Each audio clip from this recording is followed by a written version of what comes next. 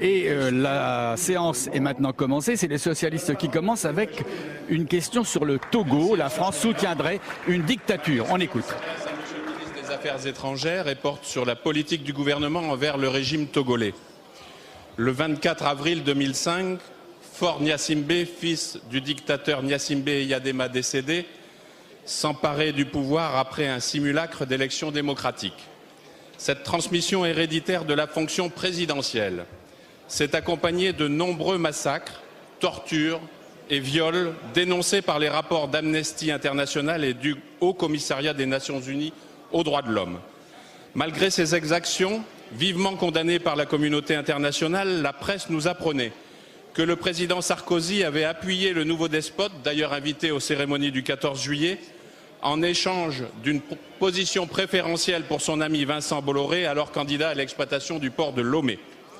Dans la scandaleuse continuité de 2005, le scrutin de mars 2010 au Togo a été entaché de graves manipulations constatées par la mission électorale d'observation de l'Union européenne.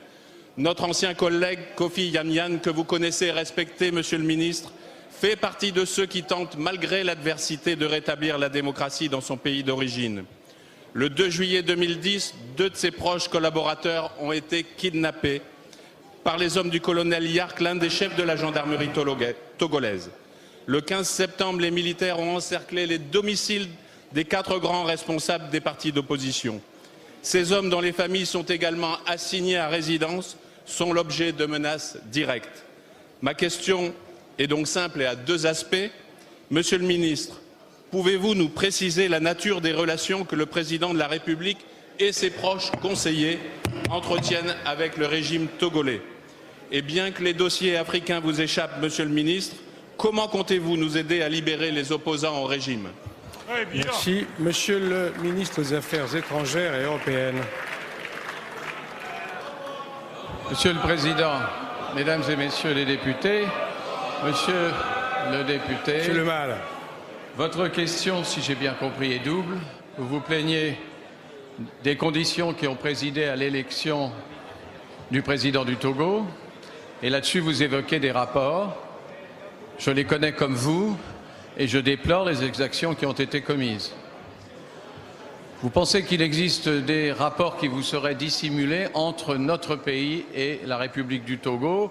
Là-dessus, monsieur, vous vous trompez.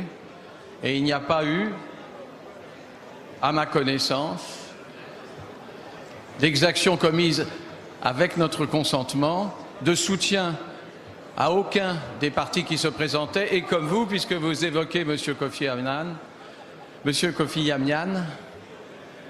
que je connais bien et dont j'approuve la démarche, nous ne l'aurions pas toléré.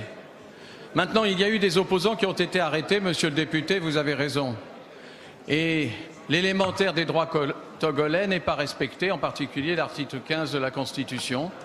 Il y a des gens qui ne sont pas visités, un rapport d'Amnesty le dit, un rapport de la Ligue togolaise des droits de l'homme le confirme, et ceci ne saurait être accepté.